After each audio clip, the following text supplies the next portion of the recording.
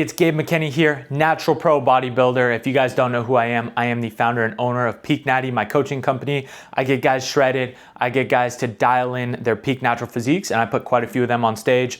I'm an OCB pro, currently working towards my natural IFBB pro card, and I'm gonna give you guys my exact pull day blueprint so you guys can steal it. We'll go over what I do, simple, the best one sentence cues for you guys to remember, and exactly how you can program it into your commercial gym. So without further ado, let's get into it. So training, part 4, right? So what is our needs analysis, right? So when building out our pull day, we have to know what gym equipment, we're able to have access to, our adherence, our sustainability, more volume, less volume. Typically, I push up more volume in the off season on the bulk when your recovery metrics are better, more food, better sleep, everything of that nature. A little bit less volume on the cut, on prep when you're dieting hard, right? Advanced bodybuilders can get into specialized splits, but most of us, including me, we just need to grow everything. So in order to grow everything, I truly believe the best split is push-pull legs, upper lower. That is currently what I do, and that gets everything hit twice per week. So if you're able to lift 5 times a week, I would recommend getting on PPL, upper lower, 2 rest days to grow and recover, very, very important, but 5 days to train your absolute butt off. So let's get into the pull day. This is exactly how I structure my pull day for push-pull legs, upper lower. And again, important to note, there's only 2 back movements on my upper day since we're hitting everything on the upper body. So we hit back, we hit the lats hard here on this pull day. So it's a lot more volume because on the second day where I'm hitting back my upper day, I get way less volume, all right? So we push hard on this pull day right here. So let's get into it.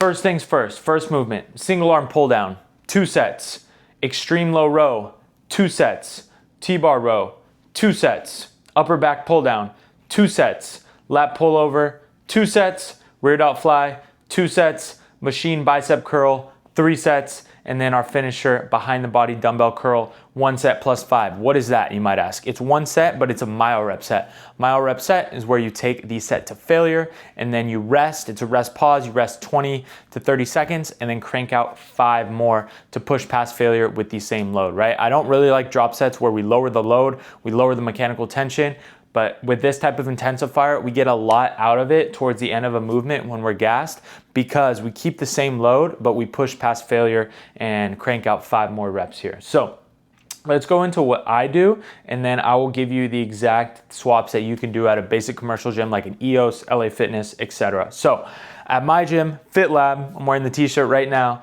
I do the Nautilus single arm pull down, right? So a cue when you're doing a pull down is gonna be elbow to hip, right? We wanna drive elbow to hip. If you remember one thing, pull through your elbow and drive it hard, keeping it close to your body to your hip. So the Nautilus single arm pull down can be swapped out with an incline benched single arm D-handle cable stack pull down, right? If you're at a commercial gym, all you do is pull up an incline bench and run it. I would recommend starting in the shortened position and then initiating your reps. That's a little bit of an advanced cue that you can start with. Just makes it a lot better starting position for you, especially once you get going heavy. And then next, I do the prime extreme row, right? That is gonna be a low row where I'm pulling from in front of me and below. And number 1 cue here is gonna be to use the hands as just hooks and pull through the elbows, right? And what you can do if you're at a standard commercial gym is you are gonna do your low row with that hammer strength low row, right? Where you're pulling from below and in front of you. So hammer strength low row. And then next, I do the Mega Mass T-bar row, white with a pronated grip to bias my upper back. And for this, you're gonna wanna initiate the pull with the scapula. So you wanna go all the way down, right? Get some slight thoracic extension, engage the erectors as well, right? As you get low and the load is the heaviest, right? When your arms are fully stretched out. But I want you to initiate the pull with your scapula and drive your elbows far and back beyond the midline, right? To bring in your upper back, right? We don't want to just bring the elbows right here. We want to bring the elbows far and back behind the midline of your torso. And that can be swapped out with a simple T-bar row if your gym has that. If your commercial gym does not have a T-bar row, I would honestly do an upper back biased chest supported row, right? So what you can do is you can go to a squat rack and you can set up an incline bench, I would honestly do this on a Smith machine just because the setup will be easier. So you can set up an incline bench at a Smith machine, lay on it with your chest and pull right from down to up, biasing your upper back with a pronated grip on the Smith machine, okay? So yeah, you just have to set it up properly and you gotta have the bar down below, and then you'll hook your hands and pull upwards with your chest at a 45-degree angle with the Smith machine. If your gym is a nicer EOS and you have the Arsenal 45-degree row, you can do that and pull with a pronated grip as well. Next is gonna be the New Tech pull down for me, right? This is an upper back bias lat pull down. And simply what we do to bias the upper back on a pull down is we simply lean back and we drive the elbows away from the rib cage, right? And it brings our upper back into the pull down a lot more. So I do the New Tech fixed lat pull down. Obviously at a commercial gym, you just do a normal cable pull down and you just lean back with your chest up, right? We're not trying to have, that picture perfect standard form where we are upright and we're just pulling with the lats. We want to bias our upper back, right? We already smoked the lats with the single arm pull down and the extreme row here. And then we go into another lat movement, our final one, which is the prime pullover. If you guys are at a standard commercial gym, you probably won't have a pullover machine, a seated pullover machine. You will have to do cable lat pullovers. You can do whatever attachment you like. I really like taking 2 extra long D handles, putting them by my side, bending forward, and driving down the sides with my elbows here. So main cue there is gonna be upper arm down to the side of the rib cage. Because I'm up here, I get a full stretch and I drive my upper arm down to the side of the rib cage and I flex my lats right there, okay?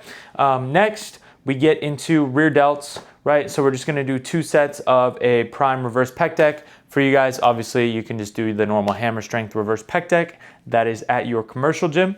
Cue for that is you just wanna keep your chest proud and you wanna drive up and then down, right? We really wanna just drive through our pinkies, up and down, make sure that we're pulling with the rear delt and we're not pulling with our traps or even extending at our triceps. So make sure you keep your arms locked. And then next we go into biceps to finish out the pull day. So I do the Atlantis bicep curl. Big cue for that is you want to cue your fist into the bicep. All the Atlantis bicep curl is, for you guys that are not familiar, it's basically like an upright preacher curl because the elbows are supported right here by my sides and I drive by contracting the bicep, cueing my fist into the bicep here. So what you guys can do at your commercial gym is you can either do a standard preacher curl where your elbows are supported in front of you, or if your gym has one of those basic machines where your elbows are supported at your sides, and it's very similar to the preacher curl, except the elbows aren't in front, elbows are supported at the sides, and you're seated and you can curl. So easy swaps there. Last, I do the dumbbell seated curl myo rep set that I discussed, and that's super easy for you guys to do, as any commercial gym is gonna have dumbbells. I would really recommend doing it seated as standing dumbbell curls. You can really swing that arm up, right? Causing that shoulder to rise.